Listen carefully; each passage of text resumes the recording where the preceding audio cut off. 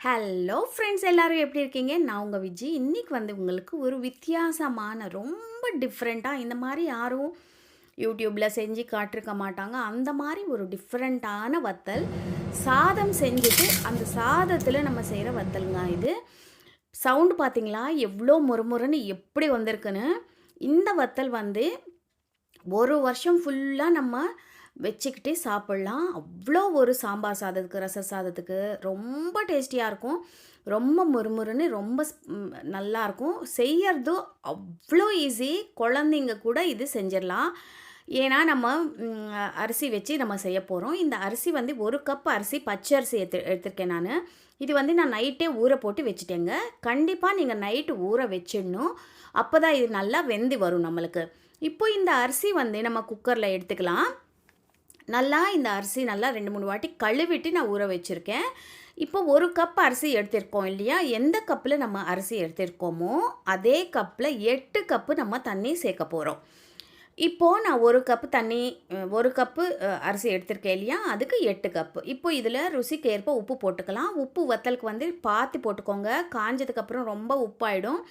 பார்த்து போட்டுக்கோங்க உப்பு. அப்புறமா காஞ்ச மிளகா கொஞ்சம் மிக்சியில் கொரன்னு அரைச்சி வச்சுருக்கேன், அது சேர்த்துருக்கேன். நீங்கள் பச்சை மிளகா கூட சேர்த்துக்கலாம். அப்புறமா ஜீரகம் போட்டிருக்கேன் நான், 1 ஸ்பூன் ஜீரகம். அப்புறமா பெருங்காயத்தூள் கண்டிப்பாக மறக்காமல் போட்டுக்கோங்க. இது நம்ம என்ன பண்ண போகிறோன்னா நல்லா வேக வைக்க போகிறோம். நல்லா ஒரு 5லேருந்து 8 விசில் வரணும். இப்போ நான் 8 கப்பு தண்ணி இதில் சேர்க்க போகிறேன். 1 2 3 4 5 6 7 8 8 கப்பு தண்ணி. நான் சொன்ன மாதிரி நீங்கள் பர்ஃபெக்டாக பார்த்து தானே செய்யணும். அதனால தான் நான் கணக்கு கரெக்டாக காட்டிருக்கேன்.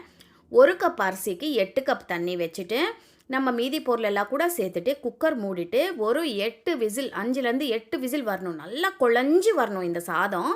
இப்போ பாருங்கள், நான் அரிசி நல்லா வெந்துருச்சு. பச்சரிசி தான் யூஸ் பண்ணணும் இதுக்கு, புழுங்கல் அரிசி யூஸ் பண்ண வேண்டாம். இப்போ பாருங்கள், நல்லா வெந்துருச்சு, கொள்ளன்னு நல்லா வெந்துருச்சு. இதுவே இப்போ இப்படியே நம்ம ஸ்பூனில் கப்பில் வச்சு சாப்பிட்டா செம்மையாக இருக்கும். அவ்வளோ ஒரு டேஸ்டியாக இருக்கும். நெய் சாதம் மாதிரி கொஞ்சம் நெய் போட்டு சாப்பிட்டோன்னா குழந்தைங்களுக்கு கூட ரொம்ப பிடிக்கும். இப்போ நம்ம ஆனால் வத்தல் தான் செய்ய போகிறோம். இப்போ பாருங்கள், நல்லா இந்த மாதிரி மசிச்சுக்கோங்க. எவ்வளோ உங்களால் மசிக்க முடியுமோ நல்லா இந்த மாதிரி நல்லா சாஃப்டாக இந்த மாதிரி ஒரு 2லேருந்து 3 நிமிஷம் நல்லா அடைச்சிக்கோங்க. இந்த மாதிரி நல்லா சாஃப்டாக ஆயிடணும். இப்போது ஆல்ரெடி நம்மளுக்கு நல்லா வெந்திருக்கு. நம்ம ஒரு வாட்டி இப்படி செஞ்சாலே நம்ம நல்லா சாஃப்டாக இது ஆகிடும். இப்போது நம்ம என்ன பண்ண போகிறோன்னா இதில் மெலிசாக கட் பண்ண கொத்தமல்லி இல்லைன்னா கருவேப்பிலை, நல்லா நிறைய கொத்தமல்லி இல்லைன்னா கருவேப்பிலை சேர்த்துக்கோங்க. அதுதான் நம்மளுக்கு கலர்ஃபுல்லாக இருக்கும் பார்க்குறதுக்கு. நான் இன்றைக்கி கொத்தமல்லி தான் சேர்த்துருக்கேன்.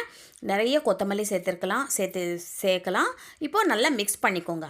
இது கொஞ்சம் நேரம் ஒரு 2 நிமிஷம் நல்லா மிக்ஸ் பண்ணிவிட்டு விட்டுருங்க. நல்லா ஆறட்டும், ஒரு 10 நிமிஷம் ஆறட்டும். இப்போ நம்ம நல்லா கவரெல்லாம் நல்லா தொடச்சிட்டு இல்லைன்னா ஒரு துணி மேலேயோ ஒரு கவர் மேலேயோ நல்லா தொடச்சிட்டு ஒரு 2 ஸ்பூன் மாவு இந்த மாதிரி போட்டுட்டு நல்லா இந்த மாதிரி கொஞ்சம் ரொம்ப மெலிசாக வேண்டாம், கொஞ்சம் திக்காகவே நீங்கள் இந்த மாதிரி ஸ்ப்ரெட் பண்ணிக்கோங்க.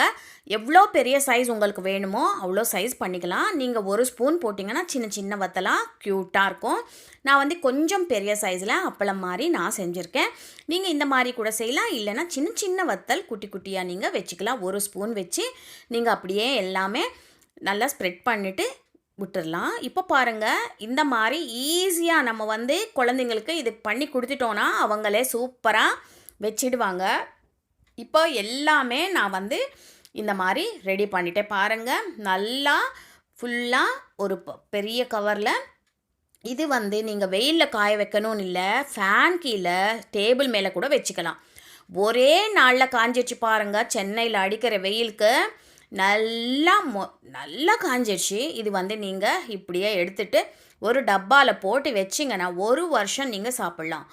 இது செய்யறது இவ்வளோ ஈஸி. நீங்கள் பார்த்தீங்கல்ல. இப்போ நம்ம நல்லா எண்ணெய் சூடு பண்ணி இதில் வத்தல் போட்டு எப்படி ரெண்டு வத்தல் போட்டு இப்போ காட்டுற பாருங்கள். நல்லா பொங்கி வருது. இந்த வத்தல் நீங்கள் கண்டிப்பாக ட்ரை பண்ணி பாருங்கள். உங்கள் எல்லாருக்கும் ரொம்ப ரொம்ப பிடிக்கும். அடுத்த வீடியோவில் சந்திக்கிறேன்.